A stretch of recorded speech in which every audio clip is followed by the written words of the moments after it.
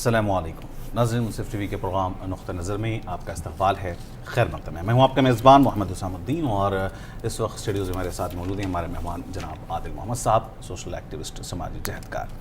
नाज़रीन, जैसा कि आप जानते हैं, प्रोग्राम नुक़्ता नज़र में हम गुफ्तगू करते हैं हालात हाज़रा पर और के पीछे छुपी हुई जो मीडिया में जो बड़ी खबरें आ रही हैं उसके पीछे छुपी हुई सच्चाई को, हकीकत को आप तक बेबाकाना अंदाज में पहुँचाने की भी कोशिश करते हैं। आज एक हम अहम इशू पर गुफ्तगू करेंगे। जिस तरीके से कल सुबह भोपाल की एक जेल से सिमी के 8 कारकुन जो मुख्तलिफ इल्ज़ामात के तहत जेल में क़ैद थे, वो जेल तोड़कर जेल से फ़रार हुए और उसके कुछ ही घंटों बाद ये रिपोर्ट आई कि उन्हें एक एनकाउंटर में हलाक कर दिया गया, मार दिया गया। इसके वीडियो फुटेजेस भी सामने आए हैं और उसके बाद भी पुलिस का बयान भी सामने आया है कि किस तरीके, साथ ही साथ वज़ीर दाखिला मध्य प्रदेश का बयान भी सामने आया है, आईजी पुलिस का बयान सामने आया है और उसके साथ साथ मुख्तलिफ सियासी जमातों का, अपोजिशन का भी ने भी इसको लेकर बहुत सारे सवालात खड़े किए हैं।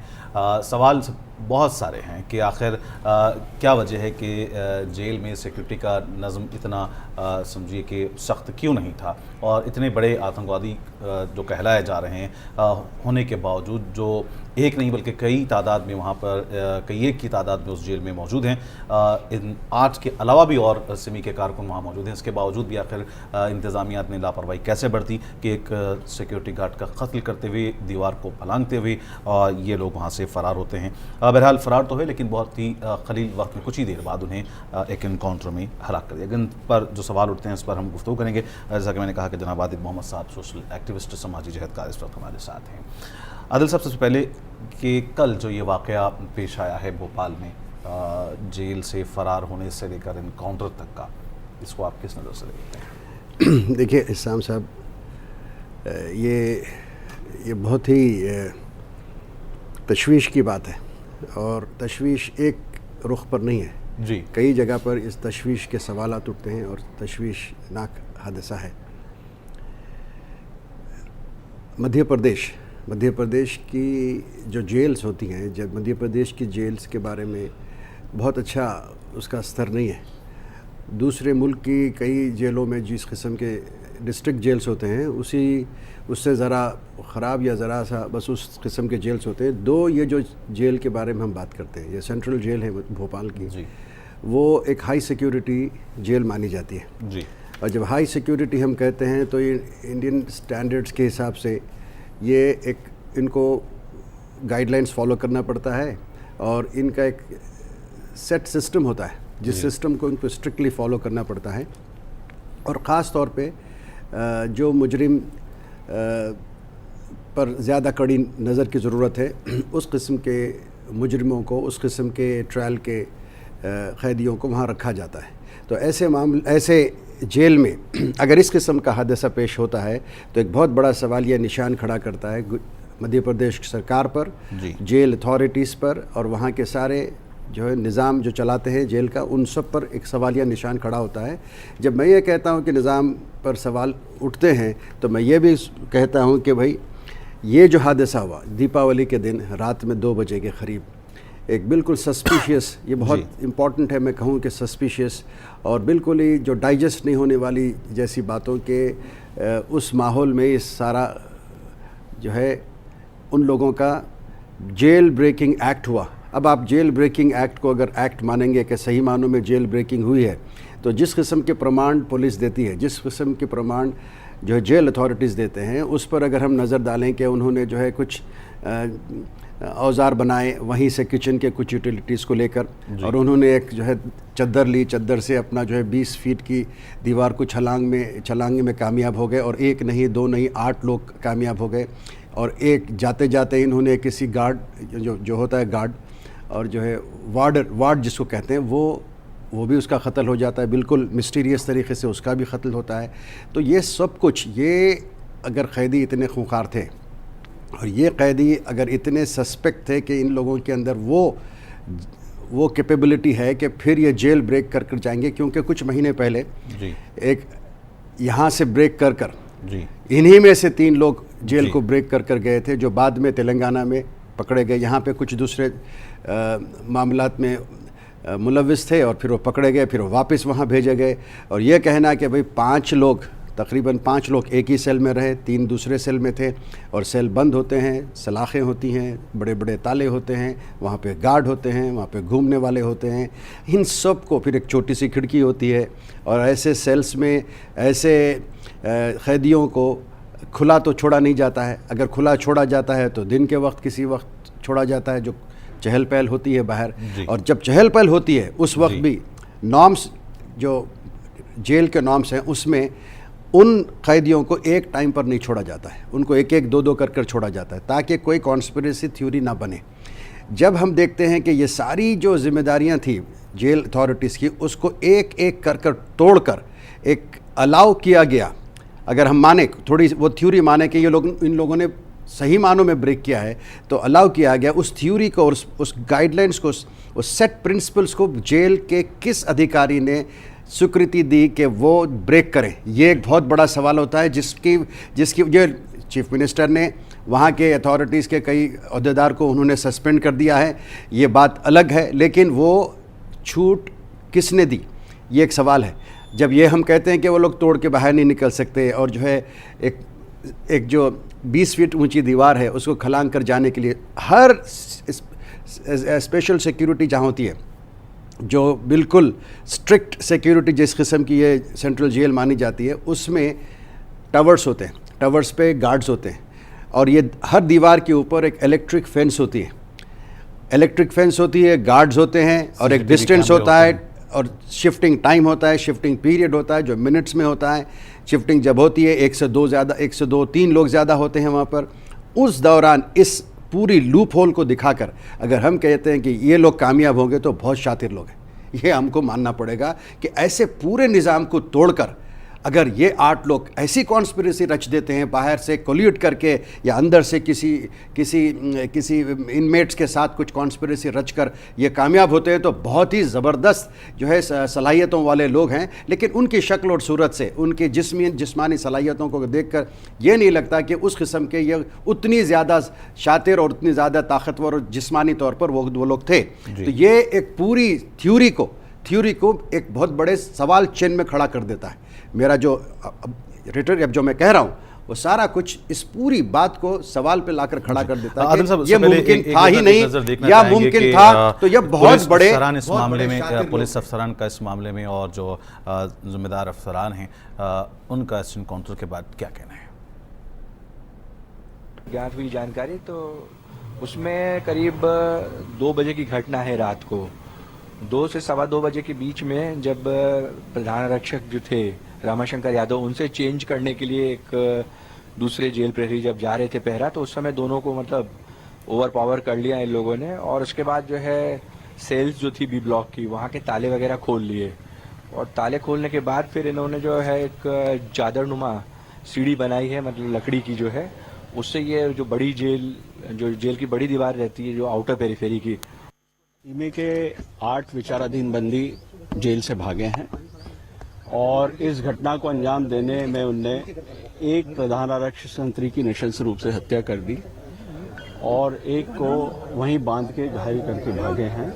4 लोगों को निलंबित किया गया है, जिसमें जेल अधीक्षक हैं और इसके अलावा 3 अधिकारी और सुरक्षा में कहाँ खामी हुई है इसके लिए एडीजी जेल को इसमें निर्देश दिए गए हैं कि उसकी जांच करके हमें बताएं कि क्या कार्रवाई है।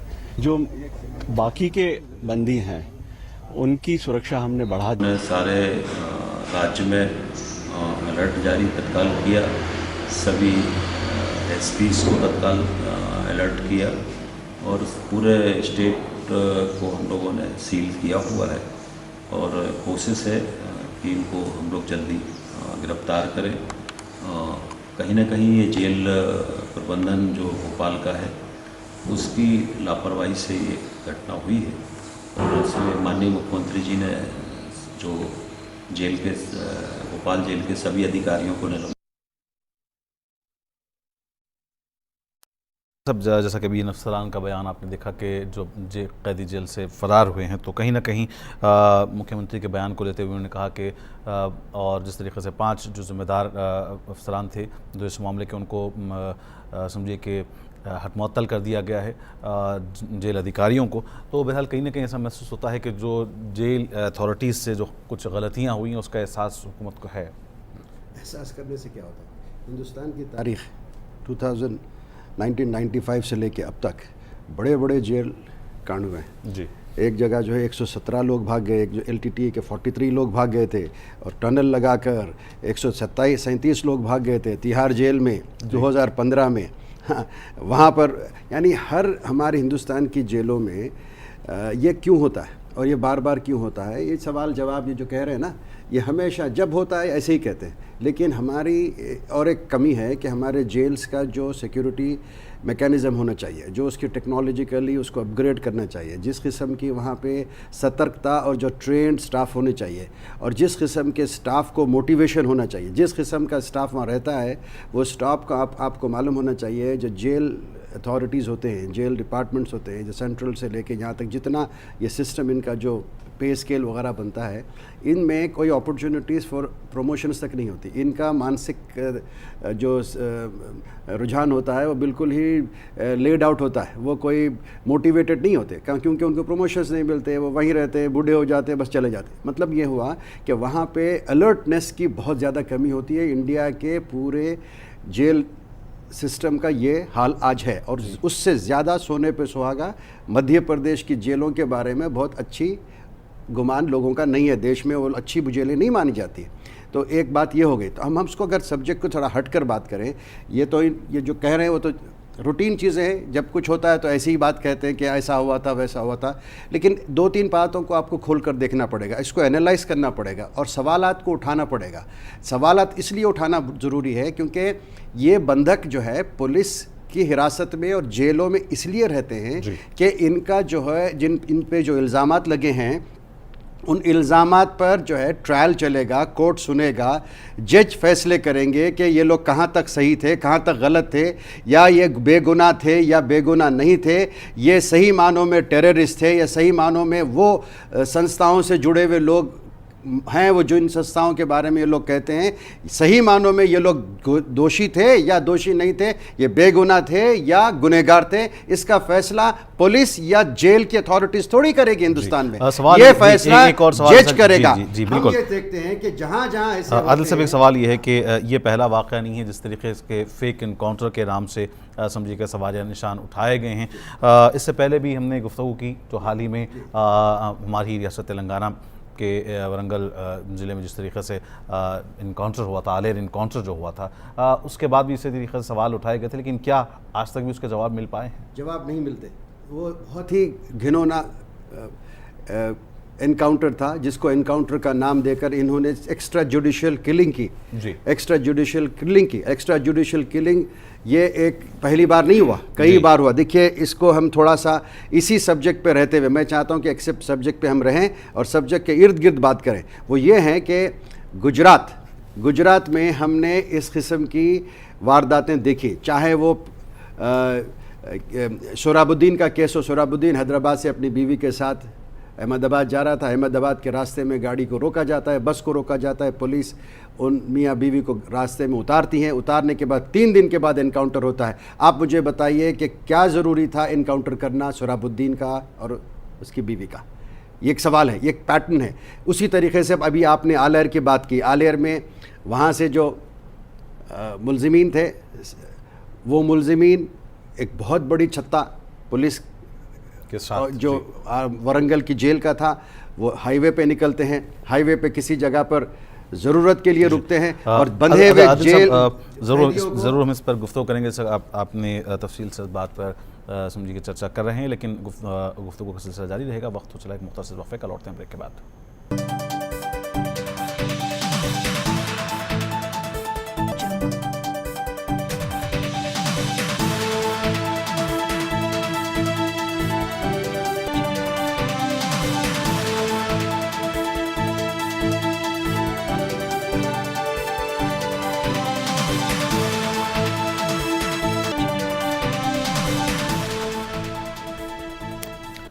नाज़रीन, प्रोग्राम नुक्ता नज़र में वक्फे के बाद दोबारा आपका इस्तकबाल है। खैर मकदम है। मैं हूँ आपका मेज़बान मोहम्मद हुसैनुद्दीन और इस वक्त स्टूडियोज़ में हमारे साथ मौजूद हैं जनाब आदिल मोहम्मद साहब, सोशल एक्टिविस्ट, समाजी जहदकार।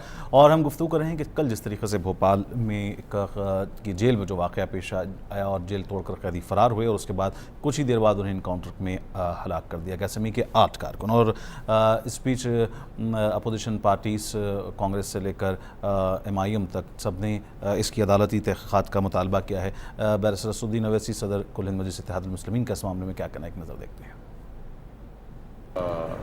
Surprising and shocking that from a high security central prison of Bhopal, wherein you have all the accused are facing terrorist charges in the state of Madhya Pradesh are lodged over there under trials.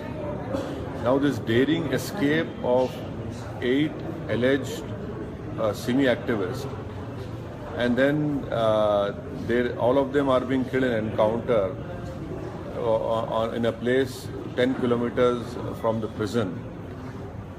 And in this process, a guard has also been assassinated of the jail. What is surprising and perplexing to me is that these under trial prisoners are wearing, they are fully clothed, they are wearing shoes, they have watches on their wrist, they have bands on the wrist, they have belts on their trousers. As an under trial, these things are not given to under trial. You know, whether it's a wristwatch or bands or shoes or belts. Please also remember that Madhya Pradesh, especially a place called Malwa, has been the epicenter of terrorist actions which have been done throughout India, whether it is Makkah Masjid, Ajmer, Modasa. बहरहाल असदुद्दीन ओवैसी साहब का इस मामले में कहना है कि supreme court के ज़रिए इसकी तहक़ीक़ात होनी चाहिए। उन्होंने कुछ सवाल उठाए। एक तो ये है कि उनके कैदियों के जिस्म पर बेल्ट मौजूद थे, हाथों पर घड़ियाँ थीं और वो जिस किस्म के कपड़े पहने हुए थे, कोई इस समझिए कि इस तरीके के जो टेररिस्ट या एंटी नेशनल एलिमेंट्स के समझिए के नाम पर जो बड़े मुलजिमीन होते हैं उनको तो इस तरीके की सहूलियात मुहैया नहीं होती हैं। और चंद जेल से फ़रार होने के बाद उनके जिस्म पर बेल्ट, घड़ी और इस तरीके के कपड़ों का होना भी एक सवालिया निशान खड़ा करता है। ये कहना है असदुद्दीन ओवैसी का। साथ ही साथ कांग्रेस के दिग्विजय सिंह साहब ने भी इस पर सवालिया निशान खड़े किए हैं। लेकिन आदिल साहब, सवाल ये है कि इनकाउंटर पर जब सवाल खड़े किए जा रहे हैं तो बीजेपी का कहना है कि इस तरीके के सवालात का खड़े करना सिक्योरिटी फोर्सेस और जो हमारी पुलिस ने जो बहादुरी और कारनामा अंजाम दिया है उस पर कहीं ना कहीं उनके हौसले इससे पस्त होते हैं। और दूसरी तरफ बीजेपी ने और बीजेपी से ताल्लुक़ रखने वाले कायदीन ने इन पुलिस फोर्सेस के अहदेदारों को मुबारकबाद दी है। देखिए, सही काम करने के लिए हर पुलिस फोर्स को, हुकूमत को बधाई देनी चाहिए जी। जब मुल्क बटा हुआ है, सवालात उठते हैं और सवालात ऐसे उठते हैं जिनके जवाबात ज़रूरी हैं। अब उस ऐसे माहौल में बधाई कब दें कब ना दें ये तो फ़ैसला अवाम करेगी ना जी। और बधाई ज़रूर देंगे अगर इसका इन्वेस्टिगेशन करवा दें, हर सवाल का जवाब इन्वेस्टिगेशन अथॉरिटीज़ की तरफ दिलवा दें जी। उसके बाद अगर ये बात सच साबित होती है, जो भी सवालात उठे हैं उसमें हम आपको ये बता दें कि हुकूमत का कहना है कि तहक़ीक़ात के बाद NIA इसका जवाब देगी। नहीं, NIA को एक प्लस पॉइंट इसमें नज़र आता है मुझे। 2 शिवराज सिंह की जो गवर्नमेंट है, बीजेपी सरकार है, वो बहुत ही अच्छी गवर्नमेंट नहीं है, ये करप्ट गवर्नमेंट है और ये कई चीज़ों में मुलव्वस है। ये बहुत सी सियासत इस देश में होती है, हर चीज़ को सियासत से जोड़कर किया भी जाता है, देखा भी जाता है। शिवराज सिंह ने पता नहीं अपनी चमड़ी को बचाने के लिए या सही मानों में नेक नियति से NIA को सुपुर्द किया ये इन्वेस्टिगेशन, ये मैं सराहता हूँ। That's very good point chief minister की हद तक।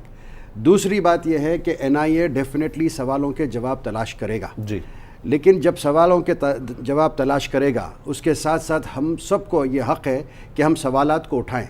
सबसे बड़ा सवाल ये है कि किस किस्म से ये जेल से भागे, उस पर पूरी तहक़ीक़ होनी चाहिए, कंप्लीट उस पर इन्वेस्टिगेशन होना चाहिए कि वो कैसे चूके, ये कैसे भागे, किन्होंने इनकी मदद की। अगर ये नहीं गए हैं खुद से, क्या एक सवाल एक और उठता है जो बहुत ही सख्त सवाल है, लेकिन ये सवाल उठता है, ऐसा देखा भी गया है, वो ये है कि कहीं ऐसी कॉन्स्पिरेसी तो नहीं हुई है कि इन लोगों को ट्रैप कर इन लोगों को उस माहौल में वहाँ से शिफ्ट किया गया ये इंटेंशन से कि कहीं ऐसा कांड करने में आसानी होती हो तो वो करें।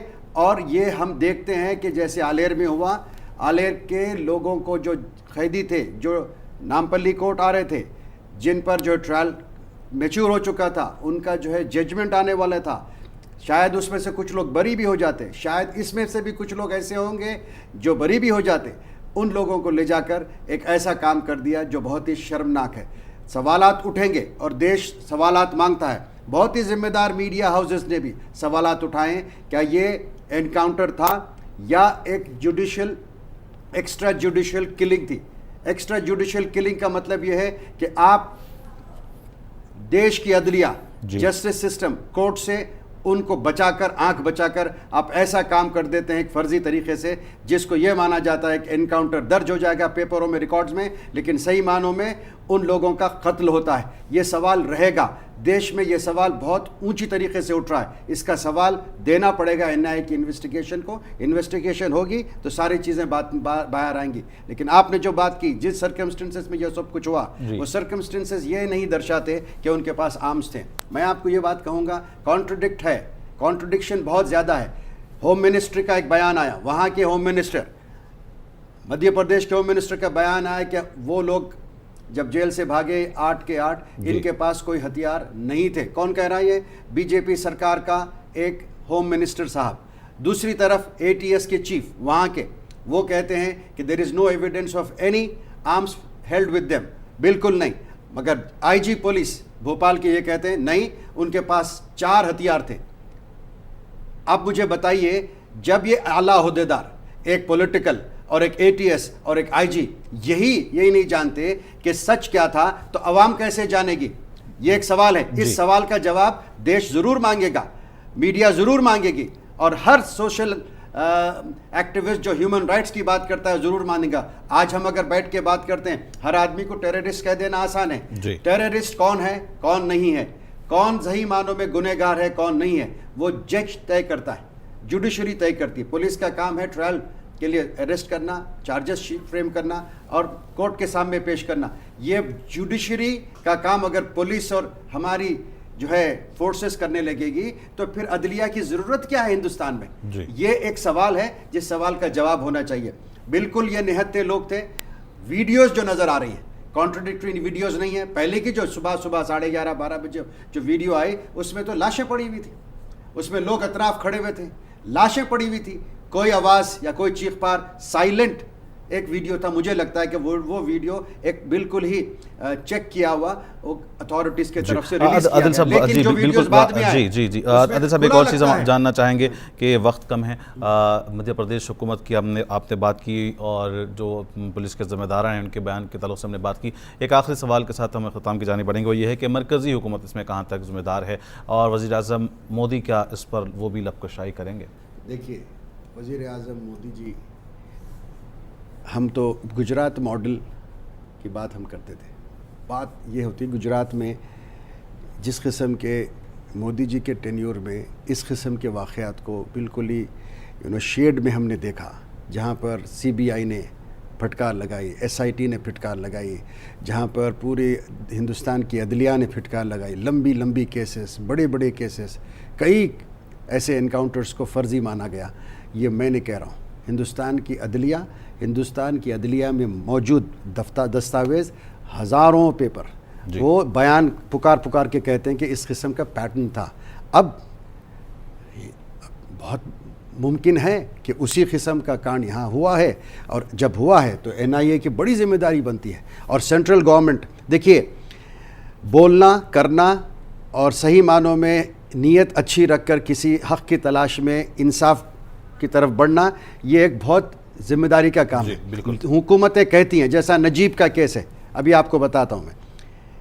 दिल्ली यूनिवर्सिटी में, जेएनयू में नजीब अहमद आज 19-20 दिन हो गया, वो बिल्कुल मिस्टीरियस सर्कमस्टेंस में मिसिंग है।